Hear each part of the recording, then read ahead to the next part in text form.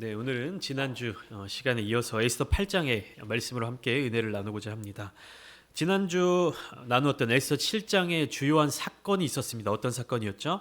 하만이 죽게 된 사건이었습니다. 하만이 세워놨던 수많은 악한 계략들이 다 간파되고 하만이 아하수에로 왕에 의해서 죽임을 당하게 되었죠. 근데 중요한 것은 무엇이냐면 하만은 죽었으나 그가 주도하여 만들어진 법령, 조서 무엇입니까? 유대인들을 모든 제국 안에서 진멸하도록 만든 그 조서는 그대로 남아있는 상황이었습니다. 아하수에로 왕의 인장을 찍어서 반포한 조서였기 때문에 그것 자체가 강력한 법으로서의 힘을 가지고 있었죠. 그렇기 때문에 쉽게 바꿀 수가 없었습니다. 가장 큰 대적, 유다인들을 진멸하려는 악한 음모를 꾀한 하만이 죽었지만 그가 남겨놓은 절망적인 상황 자체가 해결된 것은 아니었습니다.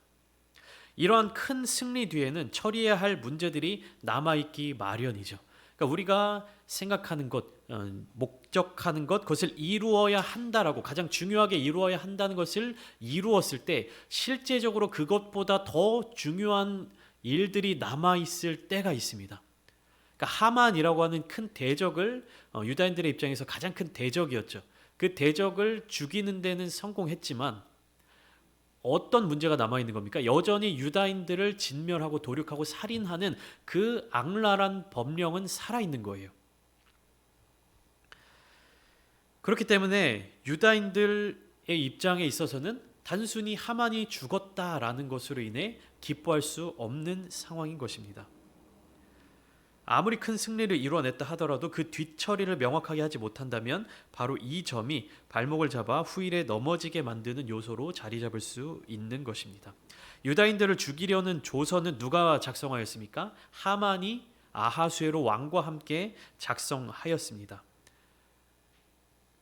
그렇게 작성된 조서의 능력이 아직 남아 있었기 때문에 오늘 본문 에스더 8장의 이야기는 무엇으로 연결이 되냐면 에스더와 모르드게가 아하수에로 왕과 함께 새로운 조서를 작성하고 반포하여 유다인들을 구원하는 장면으로 이어지는 것입니다. 그러니까 아하수에로 왕이 하만과 더불어 만들었던 유대인들을 죽이는 악한 법령이 생겨났다면 이제는 아하수에로 왕이 누구와 함께요? 에스더와 모르드게와 함께 유다인들을 살릴 수 있는 법령을 만들어서 반포하는 장면이 등장하고 있다는 사실입니다. 아하수에로 왕이 누구와 함께 있느냐에 따라서 왕 개인에게 닥치는 일들도 변화되고 있지만 그가 다스리는 온 바사 제국, 페르시아 제국에 미치는 영향들도 변화되고 있는 거예요. 아하수에로 왕이 그의 곁에 하만을 두고 있을 때 그의 제국에 미치는 영향력, 그리고 아하수에로 왕이 하만을 대신하여서 모르드게를 그의 곁에 두고 있을 때, 에스더를 그의 곁에 두고 있을 때 페르시아 왕국에 미치는 영향력들, 이 부분들을 우리가 함께 생각하면서 말씀을 계속 나누었으면 좋겠습니다.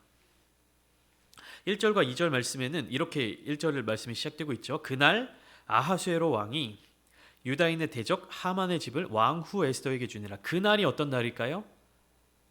그날, 8장이 시작되면서 그날 아하수에로 왕이 로 시작되고 있죠. 우리 성경을 읽으면서 이런 접속사를 잘 확인하시라고 말씀드렸죠. 그날이라고 하면 에스더 7장에서 마무리되는 그날이겠죠. 하만이 죽은 날, 하만이 죽은 날을 의미합니다. 그러니까 하만이 죽은 날에 아하수에로 왕이 유다인의 대적 하만의 집을 왕후 에스더에게 주었다라는 것입니다. 그러니까 하만이 죽음으로 말미암아 하만에게 있었던 권력들, 그 모든 것들이 무너져 내렸고, 그리고 남아있는 하만의 재산과 집을 누구에게 준 겁니까? 에스더에게 주게 된 것이죠. 하만의 모든 재물들을 준 것입니다.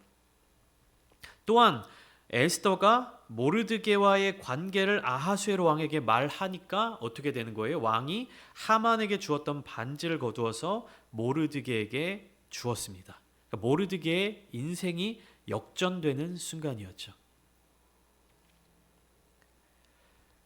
모르드게는 이 부분을 기대하고 있었을까요? 자기의 인생이 역전되고 자기의 인생이 변화되는 상황을 기대하지 않았을 것입니다. 다만 무엇에 소망을 두고 있었던 것입니까? 하나님께 소망을 두고 살아왔던 것이죠. 에스더에는 하나님이 등장하고 있지 않지만 우리는 이러한 이야기들, 하나님을 섬기는 자들의 이야기들을 통해서 어떻게 하나님이 그를 섬기는 자들 그리고 하나님을 의지하는 자들의 인생을 역전시켜 주시는지에 대해서 알 수 있는 것입니다. 그러니까 에스더는 하만의 집을 받았어요. 엄청난 부를 받은 것이죠. 하만이 어떤 사람이었습니까? 유다인들을 죽이려고 하는 그 조서를 만들기 위해서 아하수에로 왕에게 은 1만 달란트를 뇌물로 바친 사람이에요. 그러니까 그의 재산이 어마어마하게 많이 있었다라는 것을 우리는 알 수가 있죠. 그러니까 에스더는 왕후가 됨과 또 동시에는 아니죠. 왕후가 된 것과 그리고 더불어서 하만의 그 수많은 재산들을 얻게 되었습니다. 그러니까 부와 권력, 명예를 얻게 된 것이죠. 그리고 모르드게는 어떻게 된 겁니까? 높은 지위에 오르게 되었습니다. 에스더는 부를 얻었고 모르드게는 높은 지위를 얻었습니다. 그러나 중요한 것은 무엇입니까? 그들은 변하지 않고 여전히 그 민족들을 위해서 계속해서 일하기 시작했습니다. 개인적으로 겪은 여러 가지 문제들, 개인적으로 그들에게 당면해 있던 문제들은 해결이 됐습니다. 무엇으로 말미암아? 하만이 죽음으로 말미암아. 그러나 에스더와 모르드게는 멈추지 않았어요. 일하는 것을 멈추지 않았습니다. 왜 그렇습니까? 그들의 민족들을 살리기 위해서. 어떻게 일했느냐가 3절부터 나와 있습니다. 3절을 보면 에스더의 모습이 나오는데요. 이렇게 기록되어 있어요. 에스더가 다시 왕 앞에서 말씀하며 왕의 발 아래 엎드려 아각 사람 하만이 유다인을 해하려 한 악한 꾀를 제거하기를 울며 구하니. 이렇게 에스더의 모습이 나타나고 있습니다. 에스더가 다시 왕 앞에 말씀하며 이야기를 하는데 어떤 모습으로 구하냐면 왕의 발 아래에 엎드렸습니다. 그리고 두 번째로는 울며 구했습니다. 여기에서 우는 모습은 곱게 우는 것이 아니라 이런 모습이에요. 막 소리 지르면서 통곡하고 우는 것을 뜻합니다. 그러니까 왕 앞에 무릎 꿇고 왕 앞에 엎드려서 막 소리 지르면서 통곡하고 울고 있는 모습. 그리고 그러면서 무엇을 구하는 겁니까? 자기 민족의 생명을 구하고 있는 모습을 보여주고 있는 것입니다. 아각 사람 하만이 유다인을 해하려 한 악한 꾀를 제거하기를 왕 앞에 구하는 거예요. 자기의 편의, 자기의 어떤 생명, 자기의 부와 명예를 위해서 구한 것이 아니라 자기 민족을 위해서 이렇게 구했다라는 것이죠. 왕의 조서로 내려진 이 명령은 무엇으로부터 시작된 명령이었냐 하면 하만이라고 하는 사람의 악한 꾀로부터 비롯된 명령이었어요. 그러니까 에스더의 이 통곡하는 눈물은, 절규하는 눈물은 무엇입니까? 개인의 아픔과 개인의 어떤 억울함 때문에 우는 것이 아니라 이 잘못된 조서, 잘못된 명령으로 희생당할 유다인들을 위한 애통하는 심정, 애통하는 눈물이었던 거예요. 에스더의 이 호소를 들은 아하수에로 왕은 어떻게 대응하냐 하면 4절 말씀에 이렇게 되어 있어요. 왕이 에스더를 향하여 금 규를 내미는지라. 이 금규는 어디에서 나왔습니까? 에스더가 3일 동안 금식하고 죽으면 죽으리이다 하는 마음으로 왕 앞에 나아갔을 때 에스더의 모습이 너무 아름다워서 왕이 에스더를 향하여 금규를 내밀었던 그 모습에 나타나 있던 장면입니다. 이 금규가 움직이는 방향이 곧 왕의 마음과 의지를 나타내는 것이죠. 왕의 금규가 어디를 향하고 있습니까 지금? 에스더를 향하여 내밀고 있는 거예요. 그러면 왕의 마음이 지금 어디로 향해 있는 겁니까? 에스더를 향해 있는 것입니다.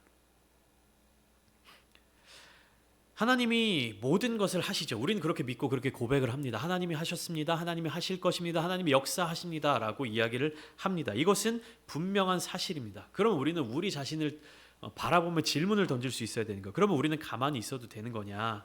우리는 가만히 있어도 됩니까? 하나님께서 역사하실 때?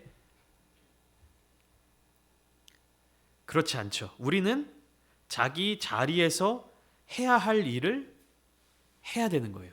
하나님이 역사하실 때 우리는 우리 자리에서 해야 할 일을 해야 되는 거죠. 모든 것은 하나님의 주권 아래에서 일어납니다. 그렇기 때문에 우리가 형통할 때도 하나님보다 앞서거나 하나님보다 먼저 나가서는 안 되는 것이죠. 우리는 하나님의 때에 반응해야 하는 것이죠. 에스더의 삶을 살펴보면 에스더가 수동적인 때가 있었습니다. 누가 가라면 가고 오라면 오고 하라면 하고. 그런데 지금 에스더의 모습은 어떻습니까? 자기 민족의 생명을 구하기 위해서 눈물로 왕 앞에 엎드려 빌고 있는 거예요. 에스더는 능동적이고 적극적인 모습으로 변화된 것입니다. 하나님이 에스더를 이 바사 제국의 궁궐 안으로 들어가게 하신 이유가 있습니다. 그렇기 때문에 에스더는 자기의 행동을 바꾸어 나갈 수 있었던 것이죠. 그러니까 움직일 수 있었던 것입니다. 행동하지 않아도 되는 에스더가 하나님의 뜻에 따라서 행동할 수 있게 된 것입니다. 우리 믿는 그리스도인들도 바로 이 믿음의 행동을 행할 수 있어야 되는 거예요. 믿는 자들이 가져야 될 신앙의 모습들이 있는데 거기에 반드시 동행하고 첨가되어야 되는 것이 무엇이냐면 믿음의 행위입니다. 그러니까 믿음은 반드시 이 행위가 함께 가야 되는 거예요. 근데 오해하는 사람들이 믿음은 그냥 어떤 행위라든지 어떤 모습으로 나타나는 것이 아니라 정신적인 부분이라든지 신념적인 부분이라든지 뭐 하나님이 하실 것을 그렇게 생각하는 것, 하나님이 다 이루실 것을 그렇게 생각하는 것, 이것을 믿음이라고 여깁니다. 근데 믿음은 무엇이냐면 반드시 믿음의 행동, 믿음의 행위가 뒤따라야 하는 거예요. 부산 수영로교회라고 큰 교회가 있습니다. 그 교회의 담임 목사이신 이규현 목사님이 쓰신 책 이기는 성도라는 제목의 책이 있습니다. 그 책에 이런 내용이 기록되어 있는데 제가 한 문단을 짧게 읽어드리도록 하겠습니다. 골리앗 앞에 선 다윗은 그의 앞에서 통성기도를 하지 않았습니다. 골리앗을 향해 넘어져라라고 소리치지 않았습니다. 다윗은 하나님을 믿었지만 골리앗이 그냥 넘어질 것이라고 생각하지 않았습니다. 다윗은 손에 막대기를 가지고 시내에서 매끄러운 돌 5을 골라 목자의 제구 곧 주머니에 놓고 손에 물매를 가지고 골리앗 앞으로 나아갔습니다. 다윗은 골리앗을 겁주기 위해 물맷돌을 가지고 나아간 것이 아닙니다. 물맷돌은 다윗이 양을 칠 때 사용하던 핵심 무기입니다. 하나님은 다윗의 물맷돌을 사용하셨습니다.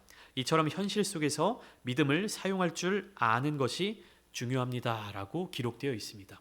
다윗의 이야기를 예를 들어서 믿음이 어떻게 믿음의 행동으로 이어지는지에 대해서 설명하고 있는 것이죠.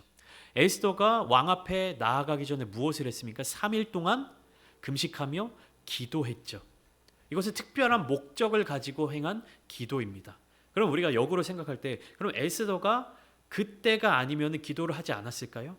그건 아닐 거예요. 에스더는 계속해서 기도를 했을 것입니다. 그러나 특별한 목적을 가지고 그리고 하나님이 역사하시는 그 역사의 자리 가운데 자기가 무엇을 행해야 하는지를 두고 결단하며 다짐하며 하나님의 뜻을 구하는 기도를 했을 것입니다.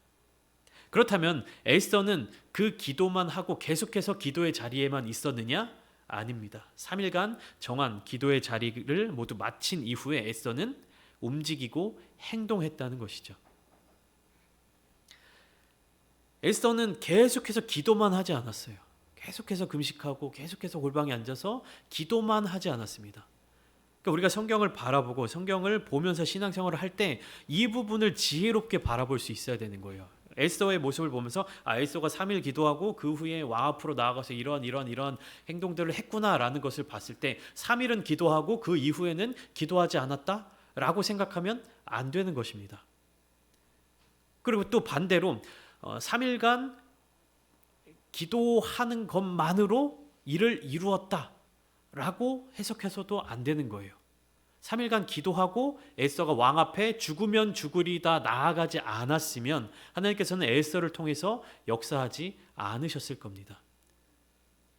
그러니까 죽으면 죽으리다 하는 이 각오를 가지고 기도하는 것도 중요하고 이 기도가 결국 무엇으로 연결되어야 된다는 겁니까? 행동으로 연결되어야 한다는 것입니다. 에스더 8장은 그 모습을 굉장히 잘 보여주고 있는 거예요. 기도한 여인, 그 한순간만 기도하는 것이 아니라 계속해서 기도하고 또 어떻게 합니까? 계속해서 행동하는 거예요.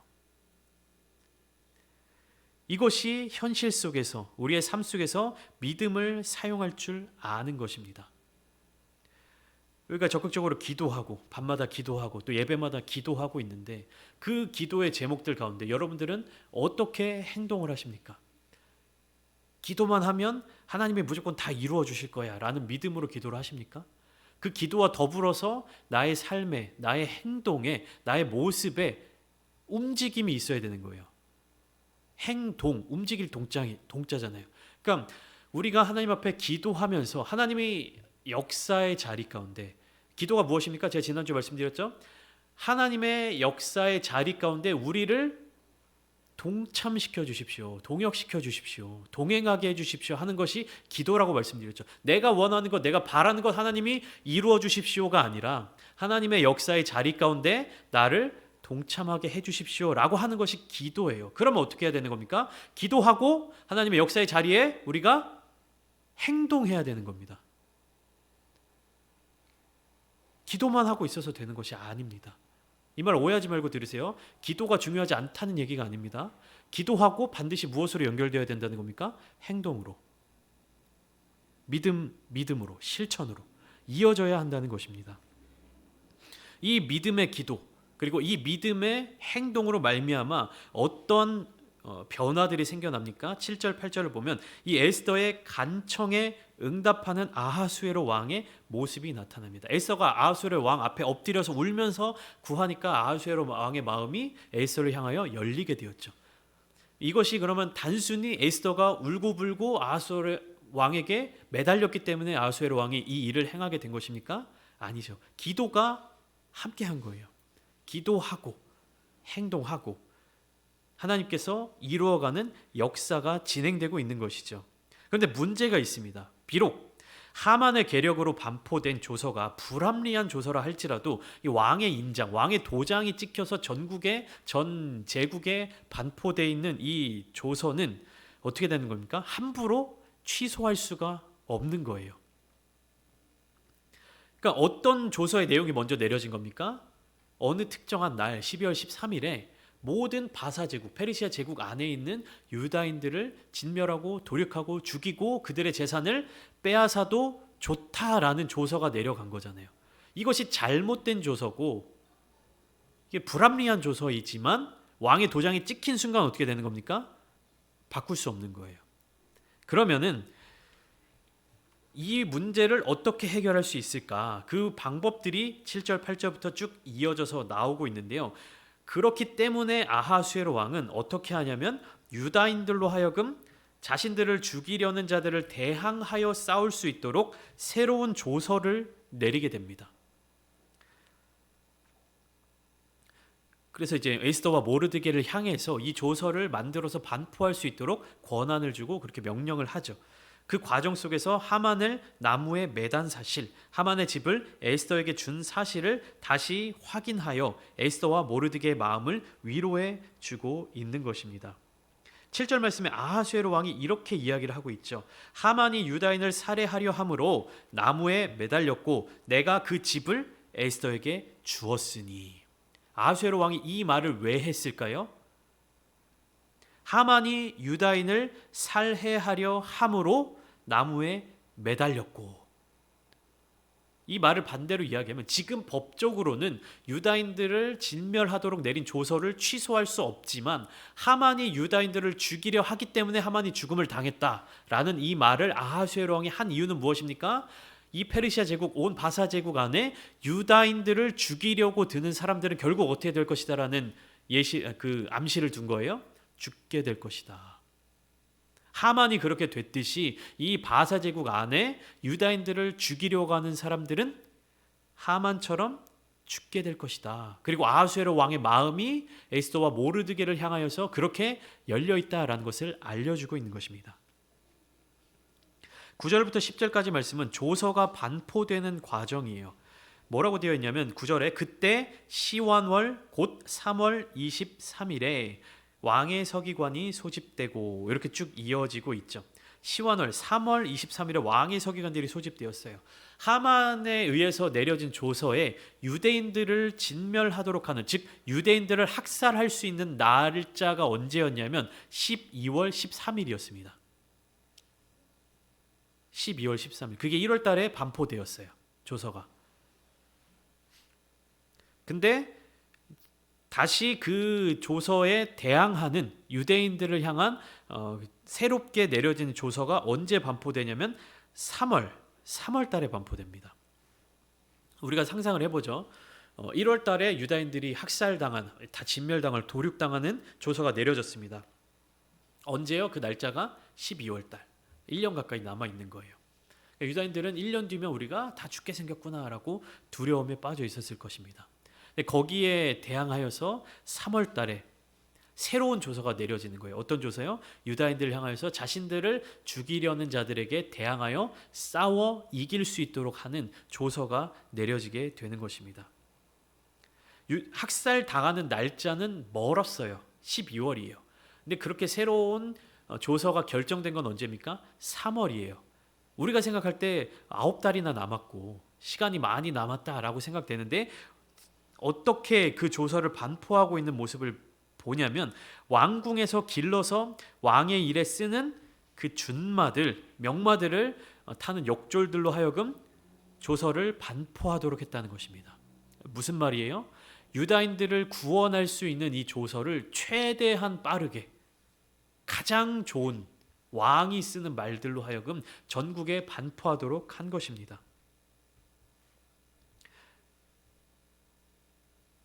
학살 당할 날짜는 12월인데 거기에 대응할 수 있는 조서를 내린 게 언제라고요? 3월. 근데 어떻게 해요? 매우 급하게 서둘러서. 우리가 생각할 때 뭐 12월까지는 아직 한참 남았는데 왜 이렇게 급하게 할 필요가 있느냐라고 생각할 수도 있지만, 유다인들의 입장에서는 어떻습니까? 죽어야 될 날이 하루하루 다가오는 과정 가운데 그들을 구원할 수 있는 조서잖아요. 그들을 구원할 수 있는 새로운 조서가 내려지는 거예요. 그 구원의 메시지가 어떻게 되는 겁니까? 왕이 쓰는 준말을 타는 역졸들로 하여금 최대한 빠르게 하나님의 우리를 구원하시는 그 구원의 마음이 바로 이와 같은 마음이에요. 우리를 향한 하나님의 마음, 구원해 주시고자 하는 그 마음. 언젠가 구원 받겠지. 저날 멸망당하는 날인데 그 전까지만 구원을 받으면 되겠지라는 마음이 아니라 어떤 마음이에요? 최대한 신속하게, 최대한 빠르게. 신앙생활 하면서 그런 분들이 계세요. 뭐 이렇게 설렁설렁 신앙생활 하고 뭐 이렇게 교회 생활 하다가 노년에 하나님 뭐 천국 가기 전에 열심히 신앙생활 하고 하면 되지. 라고 말씀하시는 분들이 계세요. 뭐 벌써부터 젊을 때부터, 특히 청년들하고 얘기를 나눠보면 이 어떤 구원이라든지 신앙생활에 대한 그런 급박한 마음이 별로 없어요. 근데 어떻습니까? 하나님의 마음, 구원을 베풀고자 하는 분의 마음은 어떻습니까? 이 구원의 메시지가 하루라도 빨리 전해지기를 원하는 거예요. 하루라도 빨리 전해지기를 원하는 거예요.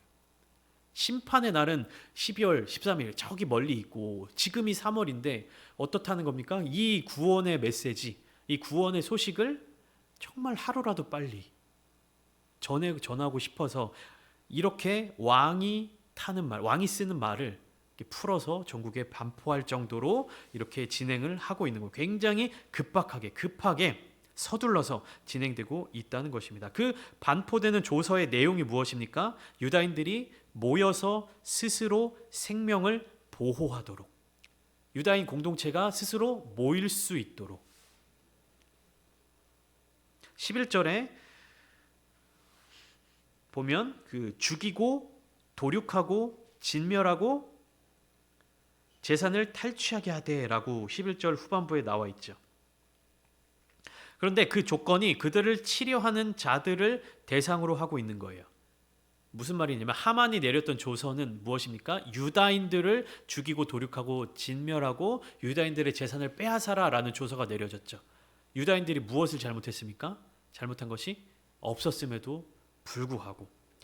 그런데 유다인들에게 내려진 이 조서는 내용이 똑같아요. 거의 똑같습니다. 하만이 내린 조서와 내용이 거의 똑같아요. 그런데 단 한 가지 조건이 붙여졌습니다. 무엇입니까?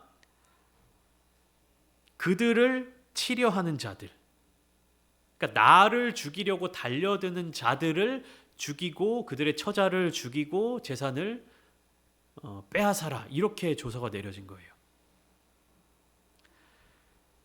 하만이 내린 조서는 모든 유다인들을 다 진멸하라는 조서였죠. 그러면은 거기에 대해서 복수를 하거나 거기에 대해서 뭔가 더 하고 싶으면 어떤 조서를 내려야 되는 겁니까? 하만의 종족, 아각 사람 하만이라고 했으니까 아각 자손 하만, 그러니까 아말렉 자손들, 모든 아각 사람들을 다 죽여라, 이렇게 조서가 반포된 것이 아니에요. 무엇이에요? 나를 해치고 나를 죽이려는 자들에 대항하여 그들을 죽여라 라는 것입니다. 그러니까 이 메시지를 잘 살펴봐야 되는 거예요. 유다인들을 향해서 다른 사람들을 죽이고 다른 사람들의 재산을 빼앗아라 라는 이 메시지가 전해져 있다고 해서 유다인들에게 그런 학살을 허락했다라는 것이 아니라 무엇입니까? 나를 지키고 나를 보호하는 행위들을 허락해 주는 겁니다. 그래서 12절에 보면 그 날짜가 정확하게 나와 있어요. 아하수에로 왕이 각 지방에서 아달월 곧 12월 13일 하루 동안에 하게 하였다. 이 날짜가 어떤 날짜입니까? 유다인들 학살일입니다. 하만이 내린 조서에서 유다인들을 학살할 날짜를 정했다고 했는데 그 날짜예요. 그러니까 그 날에만 자기들을 죽이려는 사람들에 대항하여 싸워라라는 의미입니다. 아직 9개월이나 남았지만 에스더와 모르드게는 최대한 빠르게 조서를 반포하도록 했습니다. 왜냐하면 유다인들의 마음의 평안과 기쁨을 위해서. 에스더 8장을 잘 살펴보시면 모르드게의 복장이 새롭게 바뀐 것을 볼 수 있습니다. 그 15절을 보면 모르드게가 푸르고 흰 조복을 입고 큰 금관을 쓰고 자색하는 배 겉옷을 입고 왕 앞에서 나왔다라고 되어 있죠. 모르드게가 이전에는 어떤 옷을 입고 있었습니까? 기억나시는 거 있습니까? 어떤 옷을 입고 있었죠? 예, 굵은 배옷을 입고 재를 뒤집어 쓰고 그런 옷을 입고 있었죠. 근데 모르드게가 이제 어떻게 되는 겁니까? 푸르고 흰 조복을 입고 큰 금관을 쓰고 자색하는 배 겉옷을 입게 되었어요. 그리고 그 전에 이제 왕의 어떤 명령으로 인해서 왕이 입는 옷, 왕이 쓰는 왕관, 왕이 타는 말을 타고 성을 한 바퀴 돈 장면도 기억하실 것입니다. 그러니까 모르드게의 복장이 바뀌었어요. 이 복장이 바뀌었다는 것은 무엇을 의미하냐면 신분이 바뀌었다는 것을 의미하는 것입니다. 창세기 41장에서 요셉이 애굽의 총리로 등극하는 모습이 나타나 있어요. 그 모습과 비슷한 장면들이 나타나고 있는 것입니다. 그러니까 성경에는 그렇게 정확하게 나와 있지는 않지만 모르드게가 아마도 하만을 대신하여서 페르시아 제국, 바사 제국의 총리로 등극했을 것이다 라고 성경 학자들은 이야기를 하고 있는 것입니다. 그 이전까지는 어떻습니까? 당장 죽을 위험에 죽을 수밖에 없는 존재들이 재를 뒤집어 쓰고 굵은 베옷을 입고 있었던 모르드게와 같은 사람들이 어떻게 된 것입니까? 하루 사이에 높은 관직에 오르되고 영광의 옷을 입게 되고 큰 구원을 얻게 되는 것입니다. 계속된 반전과 역전으로 유다인들은 두려움의 영역에서 빠져나와서 이제는 즐기고 기뻐하여 잔치를 베풀게 되고 본토 백성들이 오히려 유다인들을 두려워해서 자기들이 유다인이 되는 사람들이 많이 생겨나게 되어 있습니다. 본문에는 나와 있지 않지만 구원받은 유다인들은 누구를 찬양하고 또 누구로 말미암아 기뻐했을까요? 여호와 하나님을 찬양하고 여호와 하나님으로 말미암아 기뻐했을 것입니다. 이것이 바로 구원받은 사람들의 자세인 것이에요. 이들이 기뻐한 이유, 이들이 영광과 즐거움을 누린 이유, 그리고 영광과 즐거움과 기쁨을 올려드린 대상이 누구라고요? 하나님. 우리는 에스더를 보면서 계속해서 이것을 깨달을 수 있어야 돼요. 하나님이 나타나고 있지 않지만 여호와가 등장하고 있지 않지만 여호와로 말미암아 구원받은 이들이 결국 여호와 하나님을 찬양하는 모습을 갖게 된다는 것을 우리는 에스더를 보면서 알 수 있게 되는 것입니다. 에스더 7장까지 유다인들은 낙심하고 좌절하고 절망했을 거예요. 그러나 에스더는 7장에서 끝나지 않습니다. 8장을 거쳐서 9장, 10장까지 쭉 이어지지요. 우리의 신앙생활도 마찬가지입니다. 여기가 끝이라고 생각하면 낙심하고 절망하고 좌절할 수밖에 없습니다. 나의 신앙생활이 어제까지 오늘까지의 모습이 끝이다 라고 생각하면 유다인들과 마찬가지입니다. 온 전국의 유다인들에게 내려진 조서가 무엇입니까? 12월 13일이 되면 모든 페르시아 제국 안에 있는 유다인들을 죽이고 그들의 재산을 빼앗아도 좋다라는 명령이 내려졌어요. 그러면 어때요? 유대인들을 싫어하거나 미워하는 사람들이 아니더라도 유대인들의 재산을 노리는 사람들이 유다인들을 죽일 수 있는 거잖아요. 그러니까 에스더 7장 말씀까지를 보면 유다인들은 절망에 빠져 있을 수밖에 없고 좌절에 빠져 있을 수밖에 없는 겁니다. 그러나 에스더는 몇 장까지 있죠? 10장까지 있습니다. 7장에서 끝나지 않아요. 8장으로 이어지고 9장, 10장까지 계속 이어집니다. 우리의 신앙도 마찬가지예요. 여기가 마지막이 아닙니다. 하나님이 계속해서 계획하시고 인도하시는 뜻이 있어요. 근데 지금 이 순간의 상황이, 오늘까지의 상황이 절망적이고 낙심이 되는 상황이라고 한다면, 그리고 그 이후에 소망을 가지고 있지 못한다면 어떻습니까? 우리는 신앙생활을 할 이유가 없는 거예요.